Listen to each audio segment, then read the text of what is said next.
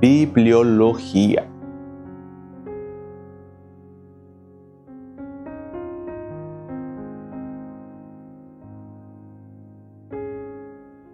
Y vaya abriendo su Biblia ahí en Salmos 119. Abra su Biblia ahí en Salmos 119, versículos 103 al 105. Amén. Libro de los Salmos. En el capítulo más largo de la Biblia. El que se lo aprenda de memoria se gana un agua de frutas naturales. Sí, una Coca-Cola ya no.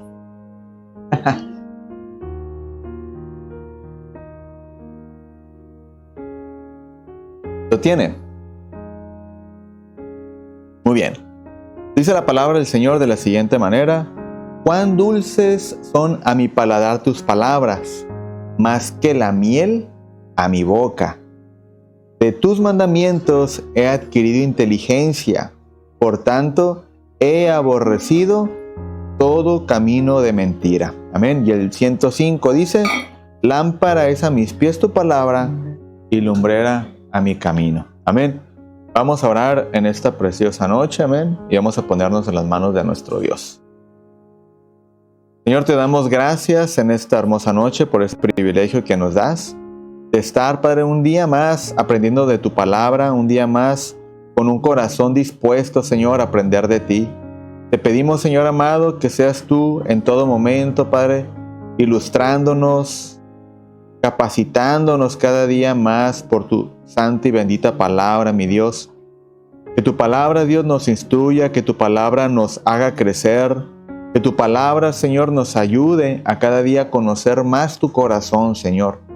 Te pedimos, Señor, que añadas conocimiento de ti a nuestras vidas para poder ilustrar a otros, iluminar a otros con tu palabra, y que de esa manera, Dios, nosotros podamos ser instrumentos que guíen a otras personas al conocimiento de ti, Padre. En el nombre de Jesús te damos gracias y a tu nombre sea la gloria por siempre. Amén. Gloria a Dios. Muy bien. Hoy iniciamos una serie de estudios, amén, que van enfocados a lo que es la materia de bibliología. Amén. Bibliología. A lo largo de estos días viernes estaremos viendo lo que es la historia de la Biblia, cómo fue su composición, cómo trabajó la inspiración de Dios para sus escritores. Amén. Estaremos viendo también las circunstancias que la Biblia atravesó en muchas ocasiones, y de alguna manera estaremos viendo datos muy precisos, históricos y necesarios para usted y para mí, para poder conocer cada día más el libro que usted y yo estudiamos. Amén. Hoy decimos estudiamos la Biblia, leemos la Biblia, vamos al servicio, nos predican de la Biblia, pero ¿cuál es su origen? ¿Cómo es que se formó la Biblia? ¿Cómo es que se determinó cuál era la Biblia? ¿Cómo es que llegó a nuestras manos al día de hoy, al idioma español? Y de alguna manera conocer todo y cómo fue el trabajo y el proceso de que hoy en día tengamos un libro que tiene 66 libros, amén, en ella, y que de alguna manera son los que instruyen nuestra vida. Amén. ¿Está conmigo? Nos instruyen nuestra vida y nos ayudan a ser mejor personas, sí, pero también nos ayudan a acercarnos y a conocer cada día más a nuestro Dios. Amén. Muy bien. ¿Cuánto tiempo duró la Biblia en ser escrita? Amén. Al día de hoy. La Biblia duró un tiempo de 1500 años para ser escrita. Amén. Comenzando con Moisés y terminando con Juan, con el apóstol Juan. Amén. Duró 1500 años en ser escrita. El proceso de esta formación de la Biblia incluye prácticamente una estricta selección, redacción, resumen, compaginación y también sus divisiones. Amén. Pero en total fue un tiempo de 1500 años. Amén. Muy bien, a lo largo de la historia de la Biblia, ciertamente ha sido el libro más perseguido. Amén. La Biblia ha sido el libro más prohibido por ciertos líderes, tanto políticos como religiosos, amén. También ha sido el libro más leído en toda la historia del ser humano, el libro más conocido, el libro más distribuido, el más traducido, amén, y también el libro más asombroso. ¿Sabe por qué se convierte y es el libro más asombroso? Porque la palabra de Dios, la Biblia, en este lapso de 1500 años participaron 40 personas, es lo que el dato que se tiene, ¿verdad? Entre 37 y 40 personas, y ellas participaron en la escritura del libro. Amén. Participaron en esa escritura. Ahora, este libro no fue escrito así de manera corridita, ¿no? De que nos sentamos a escribir, sigo escribiendo yo, es tu turno, sigue escribiendo, y prácticamente que se haya escrito rápido, no. Un libro que de alguna manera se comienza a escribir una persona, de repente esta persona fallece, de repente otra persona surge y Dios lo llama, lo inspira a escribir, y en un lapso de 1500 años únicamente participaron 40 personas escribiendo prácticamente la palabra de Dios, amén. Algunos fueron contemporáneos, otros no fueron contemporáneos, es decir, que no se conocieron, sino que hubo una separación de años entre uno y otro, ¿verdad? Entonces, de alguna manera, la palabra de Dios es asombrosa porque estos 40 escritores que participaron escribiendo la palabra de Dios, amén, vivieron en etapas diferentes, pero el mensaje de la palabra del Señor nunca perdió armonía, amén. Nunca perdió prácticamente esa esencia de la palabra del Señor, amén. Sino que de alguna manera sigue teniendo esa armonía. La palabra de Dios no se contradice, como muchos dicen que la Biblia se contradice. La Biblia no se contradice. Simple y sencillamente hay que aprender a leerla y hay que tener de nuestro lado al guía por excelencia para poder entender la palabra de Dios. ¿Quién es ese guía por excelencia que nos ayuda a entender la palabra de Dios? El Espíritu Santo. Amén. El Espíritu Santo. Muchas personas podrán leer la palabra de Dios, la Biblia, ¿verdad? Podrán leerla de manera como si fuera un libro y lo van a leer y se pueden grabar muchos pasajes de la Biblia. Pueden grabarse muchísimos pasajes, pero entender la Biblia realmente como está escrita y cómo es que de alguna manera los pasajes se van entrelazando aún hasta el Nuevo Testamento, solamente es con la ayuda del Espíritu Santo que eso se puede llegar a entender. Amén. Solamente eso se puede llegar a entender con la ayuda del Espíritu Santo. Entonces, cualquier persona que se proponga leer la Biblia, que no sea cristiano y que quiera leerla, que bueno, le aplaudo el esfuerzo, le aplaudo la intención y le animo a que lo haga y no se desanime en hacerlo, sino que lo haga y lo siga haciendo y lo siga llevando a cabo en su vida, ¿verdad? Pero qué mejor hacerlo de la mano del Espíritu Santo. Y el Espíritu Santo de esa manera nos va a ayudar a entender lo que la palabra del Señor dice y de esa manera podremos entender lo que en el mensaje nos quiere decir. Amén. Muy bien. Ahora, el libro también es asombroso porque aparte de que participaron 40 escritores diferentes, fíjese que esos 40 escritores no todos tenían la misma preparación. No todos tenían la misma preparación. Usted va a leer de un apóstol Pedro escribiendo la palabra de Dios. Amén.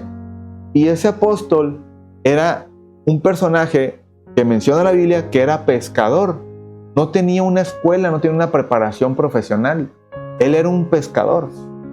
Y comparándolo al lado de Pablo, dice la palabra de Dios que Pablo era griego de griego, hebreo de hebreos, con nacionalidad romana, estudiado prácticamente a los pies de Gamaliel, prácticamente un hombre que fue instruido en toda lengua en aquella región, en aquel tiempo, y en toda cultura y en todo conocimiento. Pablo fue instruido y prácticamente era un hombre respetado por todo su conocimiento y la sabiduría que él tenía.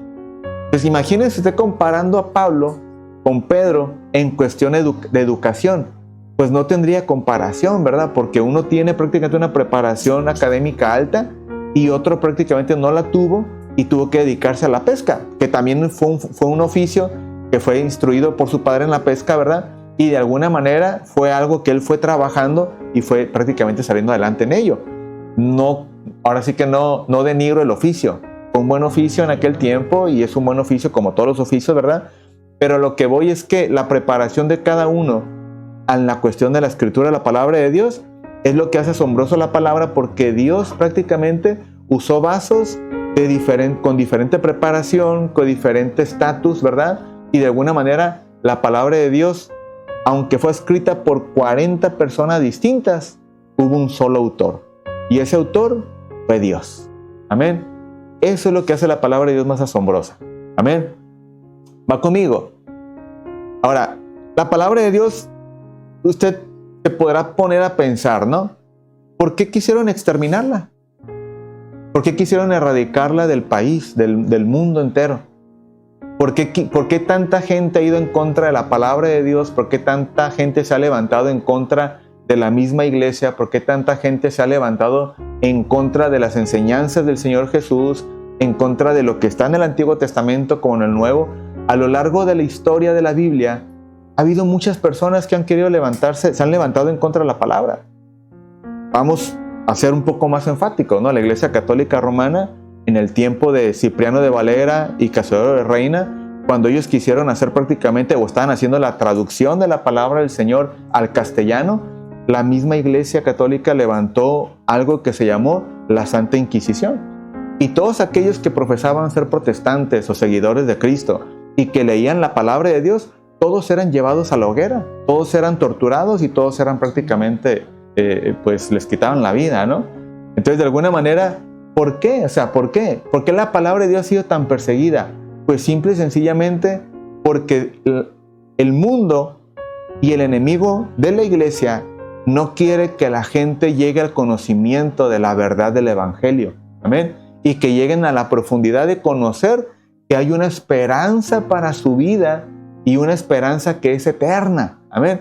Entonces, de alguna manera, cuando uno ya ve el trasfondo y cuando uno ve las cuestiones del Evangelio y uno conoce la gracia de Dios, el amor de Dios y su perdón, que son bendiciones eternas que Dios ha dejado para nosotros, amén, bendiciones trascendentes que Dios ha dejado para nosotros, mejor dicho, ¿verdad?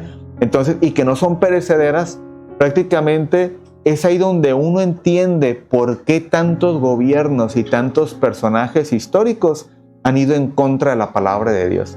Allí es donde entendemos por qué han ido contra eso. Porque no quieren que conozcamos la verdad del Evangelio y porque no han querido que la gente vaya a la luz del Evangelio y a la salvación en Cristo Jesús. Amén. Entonces, simple y sencillamente por eso. Ustedes verán muchos libros en las bibliotecas, ¿no? Dígame, ¿cuál libro han perseguido tanto como la Biblia? Que si tengo un dato. ¿Cuál libro han perseguido tanto como la Biblia? Ninguno. Ninguno.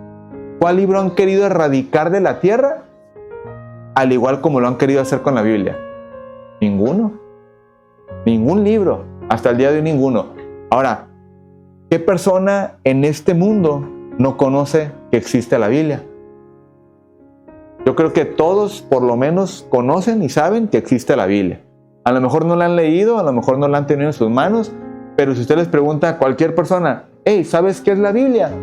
Ah, sí, es un libro que habla acerca de Dios y que tiene historias.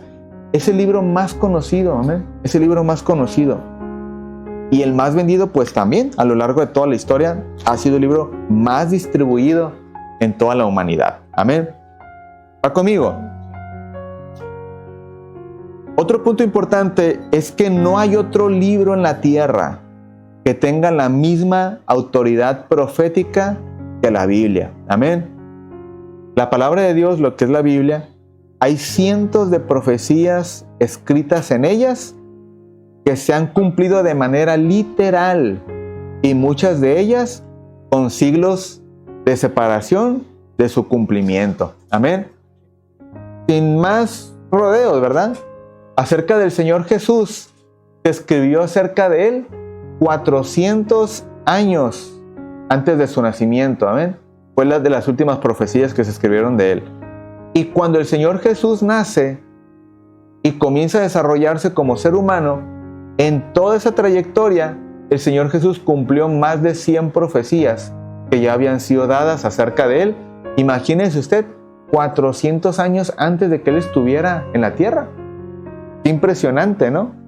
O sea, son cosas que uno dice, espérame, pero ¿cómo podemos hacer esto? Si de alguna manera ya se habían dado profecías antes de Él, ¿cómo podríamos negar eso? Amén. Y 400 años antes ya se había hablado acerca de Jesús, y cuando Él nace y comienza a vivir, se cumplen un montón de profecías durante toda su trayectoria en esta tierra. Amén. Gloria a Dios. Vamos a avanzar. Otro dato importante es que la palabra de Dios fue escrita en 3 idiomas. Amén. La palabra de Dios fue escrita en 3 idiomas. No fueron el español, no fue el inglés, no fue portugués, el francés, no fue ninguno de esos idiomas, sino que los 3 idiomas en los que se escribió la Biblia, primeramente fue en hebreo. Amén.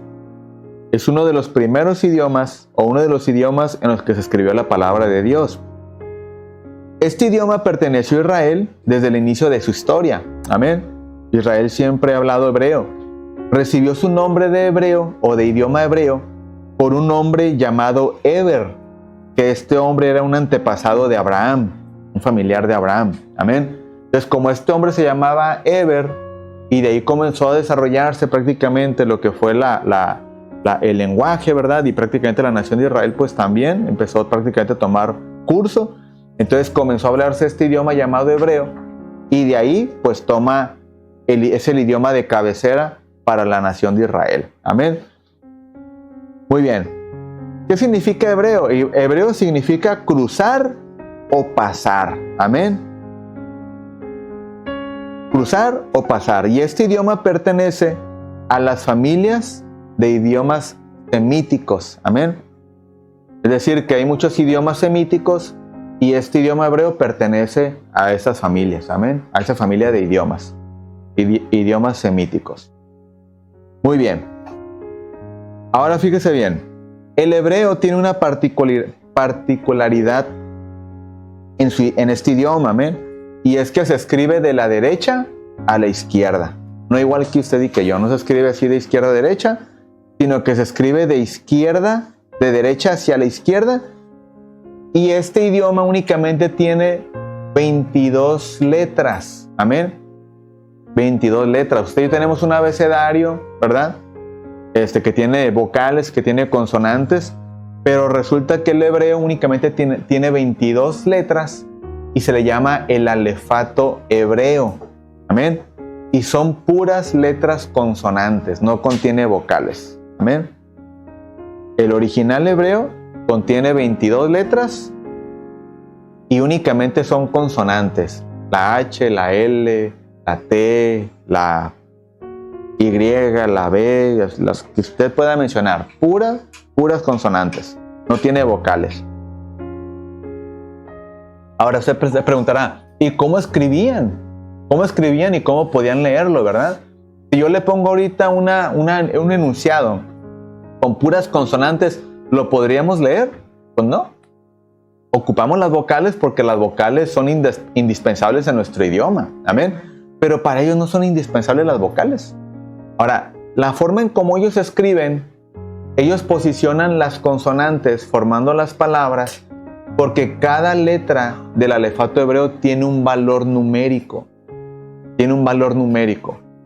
Y ese valor numérico, dependiendo en qué posición esté la consonante, va a ser el resultado final de lo que es la palabra que ellos quieren prácticamente expresar, y su valor numérico final es la que define prácticamente cuál es el significado de esa palabra que ellos escribieron. Amén.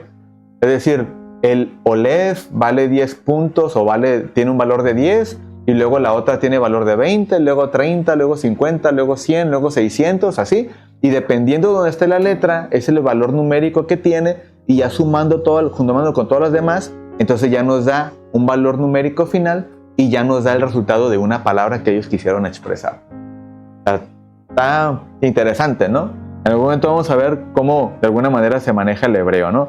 Aparentemente se oye difícil, pero le aseguro que ya en la práctica va a ser un poco más sencillo, ¿sí?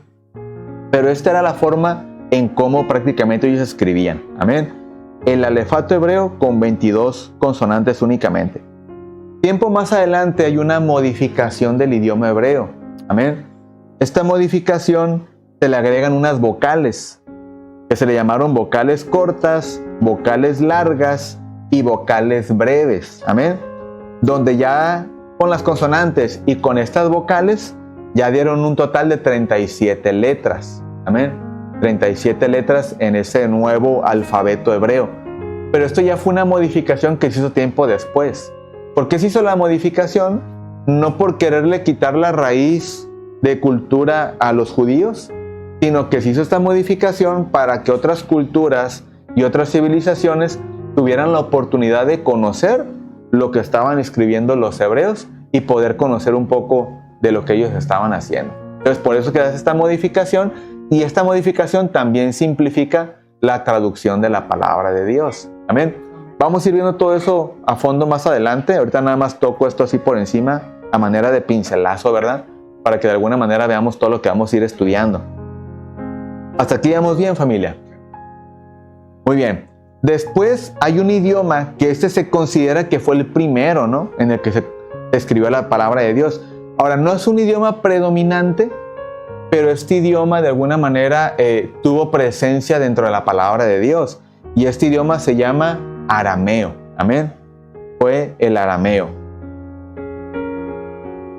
Este idioma recibe este nombre porque fue de allá del área de Aram, ¿no? Y un personaje también llamado Aram.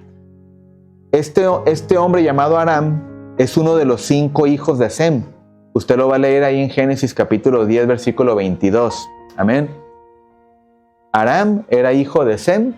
Sem, ¿recuerda usted de quién era hijo Sem? De Noé, es correcto. Entonces, de alguna manera, de ahí viene su descendencia. Tiene 5 hijos, uno se llama Aram, y este hombre llamado Aram comienza prácticamente a hablar un idioma llamado arameo. Amén. 10:22. 10:22. Ahí para que usted coteje prácticamente de cerca de Aram de quién era hijo, ¿no? Ahí está la base bíblica. Entonces, este idioma prácticamente era de los colonos que fueron puestos en Samaria después del cautiverio del reino de Israel. Amén. Y también era el idioma de Babilonia, donde fue llevado Judá. Es decir, que este idioma de alguna manera fue trascendiendo, fue avanzando. Amén. Fueron aprendiendo las civilizaciones, fueron hablándolo, se fue desarrollando, y de alguna manera naciones comenzaron a adoptar este idioma al grado de que Babilonia pues también se hablaba el arameo. Amén. Así vamos bien, familia. Sí. Muy bien, ahí en casa espero que estén con sus notas también, ¿verdad? Apuntando ahí en su cuaderno. Ya si se le pasa algún punto, pues ya ahí le regresa poquito a la grabación y le pone al corriente. Muy bien. Entonces, este idioma fue desapareciendo y el arameo lo iba reemplazando, se fue reemplazando hasta el siglo I antes de Cristo. Amén. Es decir, ya casi terminaba esa etapa de paleotestamentaria, se llama. Ahorita vamos a entrar a ese punto del paleotestamentario. Amén. Fue llegando prácticamente el siglo 100, fue siendo reemplazado, ¿verdad? Pero aún así seguía siendo un idioma común entre los judíos. Y se dice, y se ha llegado a estudiar acerca de ello, que Jesús mismo hablaba arameo. Amén. Jesús mismo hablaba arameo. Entonces, aunque fue un idioma que de alguna manera se fue dejando de hablar porque se iban adoptando otras culturas, y acuérdese usted que se iba mezclando la gente con otras civilizaciones, todo esto, de alguna manera el idioma fue dejándose poco a poco, pero había gente que todavía lo practicaba, lo hablaba. Y se dice que Jesús de alguna manera también habló arameo y hablaba arameo. Amén. Va conmigo. ¿Cuáles pasajes de la Biblia fueron escritos en arameo y que por eso se considera que fue un idioma que tuvo participación en la palabra de Dios? Muy bien. Número 1, Esdras capítulo 4, versículo 8. Capítulo 6, versículo 18. De mismo Esdras. Todo lo que voy a decir ahorita es el mismo Esdras. Esdras capítulo 4, versículo 8. Capítulo 6 y versículo 18. Capítulo 7 y versículo 12 al 26. Amén. Estos pasajes de Esdras fueron escritos en arameo. También Jeremías 10:11. Jeremías 10:11 también fue escrito en arameo. Que son porciones muy pocas, ¿verdad? Muy breves. Pero aún así se considera que fue un idioma que tuvo participación en la palabra de Dios. Ok, Jeremías 10:11 tuvo participación. Ahí estaba el arameo también, ¿verdad? Participando. Y por último, Daniel, libro del profeta Daniel, capítulo 2, versículo 4. Y el capítulo 7 y su versículo 28. Amén. Espero que hoy todos hayan traído casa de campaña, sleeping y todo, ¿verdad? Porque hoy nos amanecemos estudiando. Gloria a Dios. Muy bien. Por último, el último idioma que tuvo participación en la palabra de Dios fue el griego. Amén. Pero vamos a ver cuál griego fue el que tuvo parte en la palabra de Dios. Amén. Porque el idioma griego, ciertamente, aunque fue el original del Nuevo Testamento, escuche bien esto, el Nuevo Testamento, todo el Nuevo Testamento fue escrito en griego. ¿Sí? Todo el Antiguo Testamento fue escrito en hebreo. ¿Y qué otro idioma? Arameo, ¿verdad? Poca participación, pero está considerado dentro de él. Y al todo el Nuevo Testamento ser escrito en griego, tenemos que definir cuál griego fue el que se usó para escribir la palabra de Dios. Amén. Te lo voy a adelantar y ahorita le voy a dar la explicación. El griego que se usó para escribir la palabra de Dios fue el griego koiné. Amén, con K de kilo.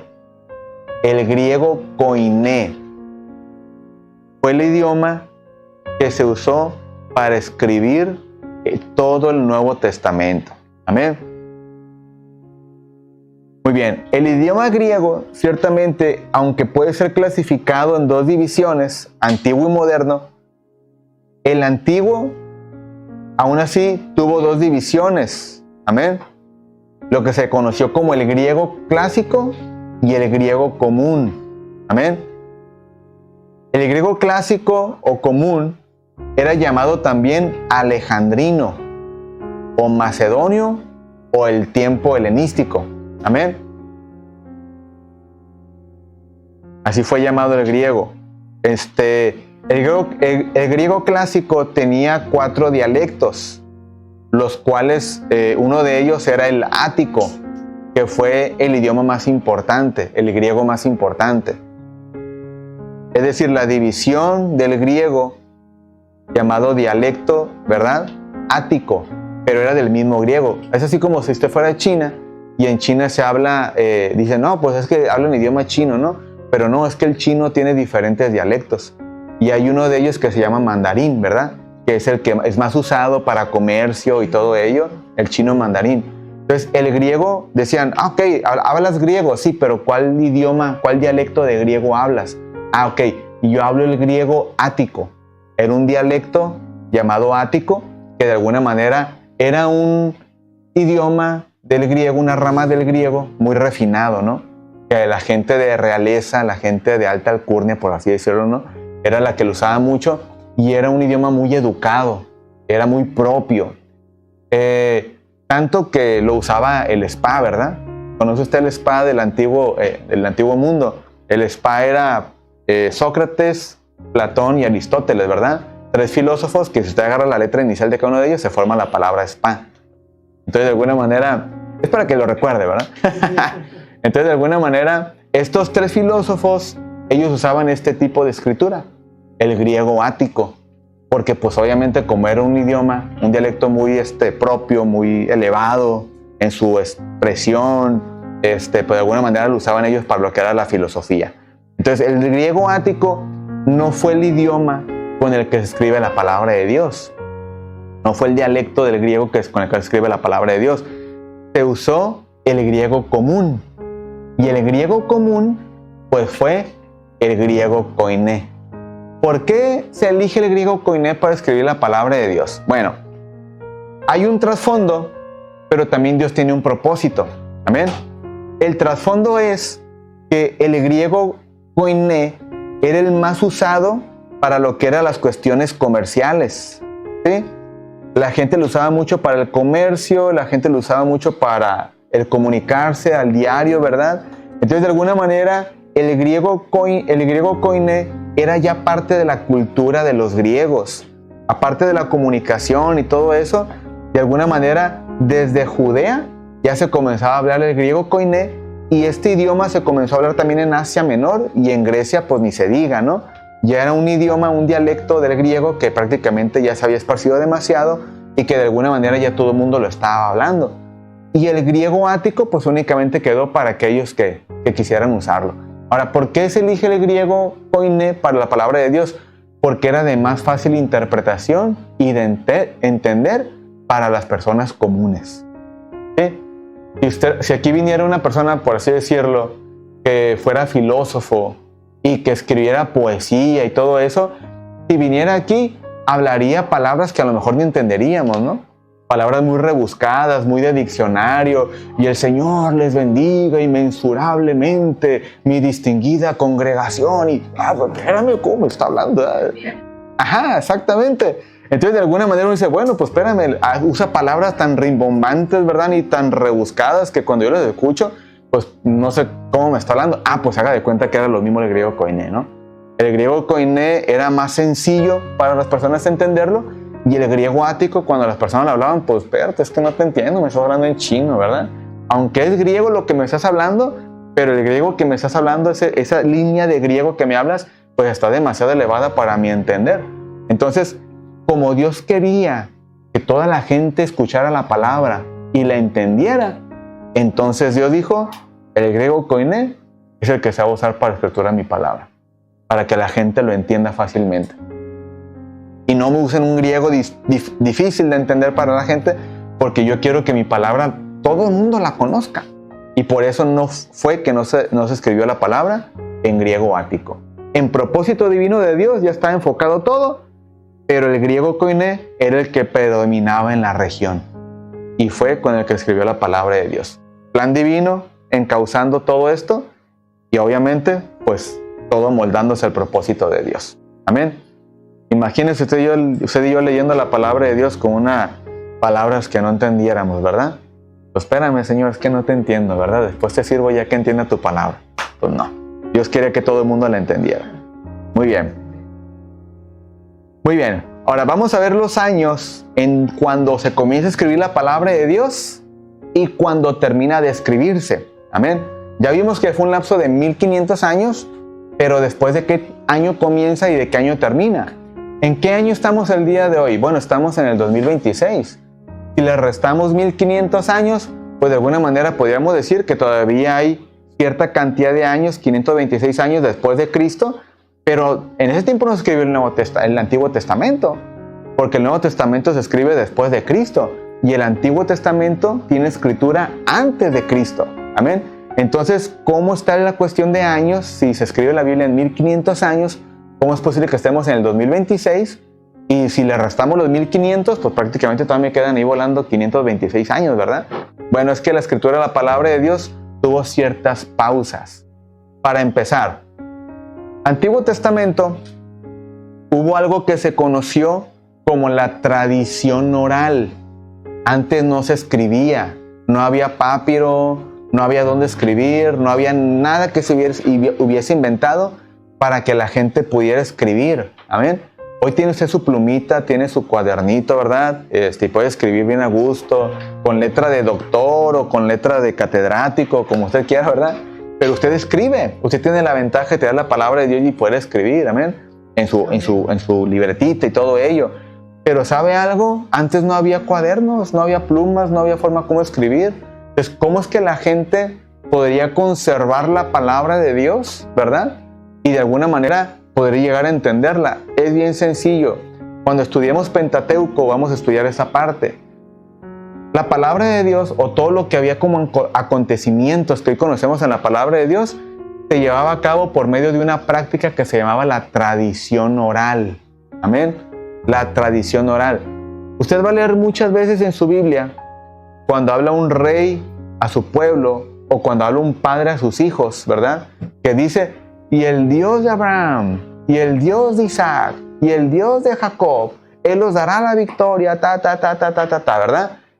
¿Por qué hacían tanta repetición de los patriarcas pasados, verdad? ¿Por qué hacían tanta repetición de los antepasados? Porque en eso consistía la tradición oral. En eso consistía la tradición oral. Yo tenía que recordar a mi hijo todo su pasado, toda la cultura, todo lo que habíamos vivido de nuestros antepasados, para que nuestros hijos tuvieran en su memoria quién era nuestro Dios, las grandezas de nuestro Dios, a qué Dios servimos y todo lo que vivimos con nuestro Dios, para que nuestro hijo, cuando él lleve a cabo su vida, a sus vivencias y a lo que él aprendió de Dios, lo sume a todo lo que sus antepasados o sus padres le explicaron. Y cuando tenga sus hijos, entonces él le traspase toda esa información continuamente para que ese niño nunca olvide quién es su Dios y quiénes fueron sus antepasados. Eso era la tradición oral y en eso consistía. Amén. Pero llega el momento en el que ya comienza a ver cómo escribir, y es entonces cuando se comienza a escribir la palabra de Dios, el Antiguo Testamento. Amén. ¿En qué año aproximadamente se comienza a escribir el Antiguo Testamento? Aproximadamente se tienen los documentos y prácticamente por los estudios que se hacen de manera arqueológica y científica, del 1400 al 1200 años antes de Cristo, en el 1200 antes de Cristo, es cuando prácticamente se comienza a escribir el Antiguo Testamento. Amén. Comienzan, ahora sí, díctame lo que dice la tradición oral. Tras. Ok, hay tablillas de barro, hay tablillas escritas, hay escritura rupestre en alguna pared, en algo. No, pues que sí, hay documentos, hay información, hay tablillas de barro. Ok, perfecto, échala para acá, ¿verdad? Tráetela y vamos a comenzar a escribir. Y comenzaban a escribir todo, y comenzaban a escribir el Antiguo Testamento. Amén. Entonces, del 1400 a 1200 antes de Cristo es el tiempo en el que comenzaron a escribir la palabra de Dios. Amén. Y esto se termina de escribir el Antiguo Testamento en el año 400 antes de Cristo. Amén. Ahí se deja de escribir. ¿Quiénes fueron los primeros escritores? Antiguo Testamento. ¿Quiénes fueron los primeros escritores de la palabra de Dios? Moisés. Él comenzó a escribir, comenzó a redactar, comenzó a hacer esto otro, ¿verdad? Y comienza prácticamente a darle todo auge a la palabra de Dios. Ahora, escuche bien esto. La Biblia no está ordenada en orden cronológico. La Biblia no tiene un orden. Los libros no están ordenados por orden. ¿Usted lee Génesis? Génesis 1:1, en el principio creó los cielos y la tierra. Pero Génesis no fue el primer libro que se escribió. ¿Sabe usted cuál fue el primer libro que se escribió en la Biblia? El libro de Job. Porque el libro de Job habla de cosas más antiguas que el libro del Génesis. El libro de Job habla de cosas todavía antes del Génesis. Cuando usted va al Génesis, usted ya va a ver ahí, en el libro del Génesis, ya va a ver al enemigo que ya fue expulsado del cielo, que ya fue lanzado a la tierra, que ya vive en la tierra, ¿verdad? En las regiones celestes. Pero el libro de Job habla de cuando el enemigo se rebeló en el cielo, cuando todavía vivía en el cielo con el Señor, y es expulsado del cielo a la tierra. Amén. Cuando es expulsado. Entonces, el libro de Job todavía habla de cosas más antiguas que el libro del Génesis. Por lo tanto, el libro más antiguo de la Biblia es el libro de Job. Amén. Usted quiere ir a la profundidad, quiere ir a lo más antiguo, vaya al libro de Job y ahí usted va a encontrar expresiones, sí muy profundas, porque Job prácticamente es un personaje que escribe como muy inspirado, ¿verdad? Todo lo que se encontró para que se escribiera todo esto, fue muy inspirado Job para escribir, ¿verdad? Y hablaba de una forma como muy poética, de una forma muy no sé cómo expresarlo, ¿verdad? Pero sí escribía muy inspirada la palabra de Dios. Aparte de que era inspirado por Dios, de alguna manera también era una persona que tenía educación, ¿verdad? Entonces, de alguna manera, y el último libro que se escribe, a lo mejor usted dirá, pues fue Apocalipsis, ¿no? Pero ¿qué si le digo que no? Más bien el primero del Nuevo Testamento. Usted dirá que fue Mateo, que fue Marco, Lucas o Juan los Evangelios, pero no. El primero que se escribe fue Primera de Tesalonicenses. Fue el primer libro que se escribió. se traspasa, se escribe para formar lo que es la palabra de Dios. En el Nuevo Testamento, primera a los tesalonicenses, amén. Y ahí sí el último pues fue Apocalipsis, ¿no? La revelación de Juan. Aunque hay estudios, hermano, que se dice que el último libro que se escribió del Nuevo Testamento fue el Evangelio de Juan. Hay algunos que tienen algunas referencias y todo ello, que dicen que el último libro que se escribió fue el libro de Juan. Pero hasta ahorita lo que tiene más fuerza, tiene más votos a favor, pues es el libro de Apocalipsis, que ese fue el último que escribió el Nuevo Testamento. Amén. Hasta aquí vamos bien, familia. Muy bien, entonces cuando se termina de escribir el libro del Antiguo Testamento, mi hermano, en el año 400 a.C., después del 400 a.C., ya no hubo ninguna escritura inspirada por Dios. ¿Recuerda usted ese tiempo en Malaquías, verdad? Que hubo un tiempo de silencio donde el pueblo de Israel no escuchaba la voz de Dios, porque es donde viene ahí la exhortación de Dios para el pueblo de Israel, ¿verdad? Que les comienza a exhortar, y ustedes me han robado. ¿Por qué? Porque Israel se ha olvidado completamente de Dios. O sea, el libro de Malaquías está dedicado a Israel, no es a la iglesia, mi hermano, no es a la iglesia. Yo sé que muchos por ahí dicen, no, es que ahí Malaquías dice que para la iglesia. Hermanos, Malaquías no es para la iglesia. Malaquías no es para la iglesia. Malaquías es una exhortación de parte de Dios para el pueblo de Israel, porque el pueblo de Israel se había alejado de hacer la voluntad de Dios. Y entonces Dios comienza a reclamarles, vosotros me habéis robado en vuestros diezmos y ofrendas, porque el pueblo de Israel dejó de diezmar el eneldo, dejó de diezmar los frutos, dejó de presentar ofrendas delante de Dios, le llevaban cabritos, le llevaban animales defectuosos, el enfermo, el que tenía la patita quebrada, el manchado, el que estaba el más flaquito, llévatelo ahí para que lo ofrezcas, ¿verdad? El más flaquillo. Entonces, de alguna manera, pues Dios se molestó con eso, porque eso no fue la ordenanza levítica que había dejado para Israel. La ordenanza levítica era lo mejor, es lo que ibas a sacar y lo ibas a ofrendar al Señor. Le ibas a ofrecer al Señor lo primero, lo mejor. Pero el pueblo de Israel hizo todo lo contrario y se envaneció su corazón, y su corazón se llenó de tantas cosas, ¿verdad? Entonces dejó de hacer la voluntad de Dios. Y entonces a partir de ahí comenzó Dios a mandar a Malaquías, una palabra por medio de Malaquías, donde comienza una exhortación y también los manda al pueblo de Israel a un tiempo de silencio. Y en 400 años el pueblo de Israel no volvió a escuchar la voz de Dios. Imagínese usted que Dios le deje de hablar a usted un año y que usted no sienta la presencia de Dios, que Dios no le hable por medio de su palabra, que Dios no le muestre a usted, que no le revele, usted sienta que Dios no escucha su oración, que Dios no responda a su oración y que usted prácticamente se encuentra totalmente solo. ¿Qué sentiría usted? ¿Cómo se sentiría usted? Bien chido, pastor. ¿Será así? Ah, ¿verdad? Yo creo que sentiríamos como que, Señor, me falta algo, Señor, me falta tu presencia, ¿verdad? Entonces, de alguna manera, el pueblo de Israel estuvo 400 años sin escuchar voz de profeta, sin escuchar voz del Señor, sin que sea escrito un nuevo libro, y 400 años no hubo prácticamente nada para el pueblo de Israel. Después de 400 años viene el nacimiento de Jesús. Amén. Viene el nacimiento de Jesús. Y entonces ahí comienza el Señor Jesús a vivir, comienza a desarrollar su ministerio. Y en el año 45 al 50 después de Cristo, comenzó a escribirse lo que es el Nuevo Testamento. Amén. Comienza a escribirse.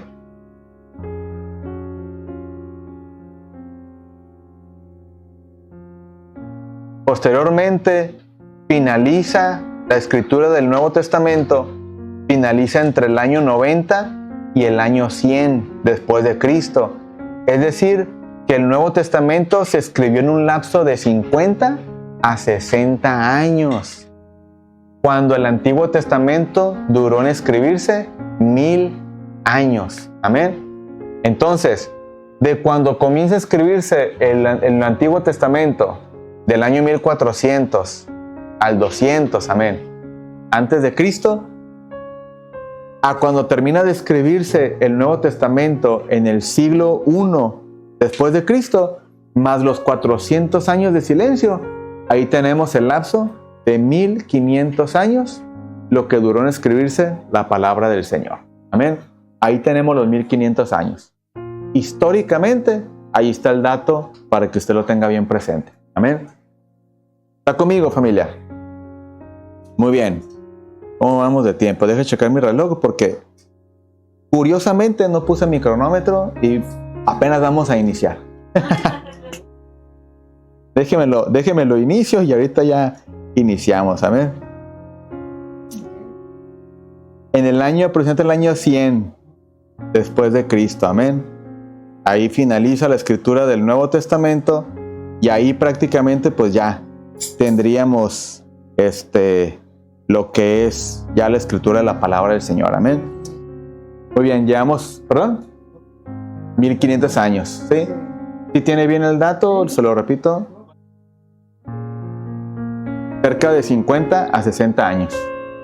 Fue el tiempo que duró la palabra de Dios en escribirse, de 50 a 60 años. El Nuevo Testamento. Amén. Gloria a Dios.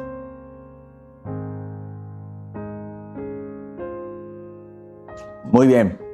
Yo creo que por hoy lo vamos a dejar aquí. La siguiente semana estaremos viendo lo que es el periodo paleotestamentario, el tiempo intertestamentario y también el tiempo neotestamentario. Amén. Estaremos viendo las tres partes en cómo se divide la palabra del Señor. Amén. Sus tiempos que vivió. Y estaremos viendo fechas, estaremos viendo personajes y también estaremos viendo qué libros se escriben en tal tiempo, ¿verdad? En el inter, en el paleo y también en el periodo neotestamentario. Amén. Yo espero que esto haya sido de bendición para su vida. Esto es prácticamente como una introducción a lo que es la teología, amén, de manera sistemática. Prácticamente es como una introducción, conociendo la palabra, conociendo cómo se compone, conociendo cómo se desarrolló la palabra del Señor, amén. Teológicamente, oficialmente es una introducción a lo que es nuestro estudio teológico sistemático. Amén. Muy bien. Espero que esto haya sido bendición para su vida. Si le gustó, compártalo con alguien más. Si no le gustó, no nos queme, ¿verdad? Gloria a Dios. No, va a ser de bendición para su vida. Amén. Yo sé que esto va a bendecir su vida grandemente. Y yo sé que va a bendecir también la vida de aquellos que escuchen y sean parte de este estudio de la palabra del Señor. Amén. Muy bien. Vamos a orar en esta hermosa noche. Amén. Para ser despedido de este lugar, más nunca la presencia de nuestro Dios. Y que el Señor siga añadiendo ese conocimiento a nuestra vida, ese conocimiento de su palabra. Y que cada día podamos crecer y podamos avanzar en ese conocimiento. Amén. Señor, te damos gracias por tu palabra, te damos gracias por aquellas personas, Dios, aquellos hermanos que estuvieron conectados juntamente con nosotros en esta transmisión. Bendecimos sus vidas, Padre, te damos gracias por ese deseo que hay en su corazón de conocer y aprender cada día más de ti, Padre. Bendecimos sus vidas, Señor amado, y seas tú ayudándolos cada día a conocer y a profundizar más en tu palabra. Ayúdanos, Señor, a ser canal de bendición. Y ayúdanos, Padre, a siempre compartir tu palabra de manera fidedigna, Padre Celestial. Y también, Padre Celestial, que sigamos con ese compromiso firme de profundizar tu palabra, Dios, para que siempre brindemos la información precisa, la información detallada, Padre Celestial. Ayúdanos, Señor, danos fuerzas, danos sabiduría, entendimiento en tu palabra, para siempre, Dios, ser ese canal de bendición que tú quieres que seamos, Padre, para aquellos que necesitan conocerte, Dios. Gracias por mis hermanos que estuvimos aquí en este lugar, Padre, presentes. Salimos de este lugar en este momento, mas nunca de tu presencia. Llévanos con bien hasta nuestros hogares, Señor, y seas tú ayudándonos, Padre, y dándonos las fuerzas y los medios para poder estar aquí en nuestro próximo servicio el día domingo a las 10 de la mañana, Padre. Te damos gracias, Señor, y a tu nombre sea dada la gloria, la honra, ahora y siempre, en el nombre de Jesús. Amén. Saludos a su hermano, dígale un fuerte Dios te bendiga, amén. Y nos vemos aquí el próximo domingo con la ayuda del Señor. Gloria a Dios.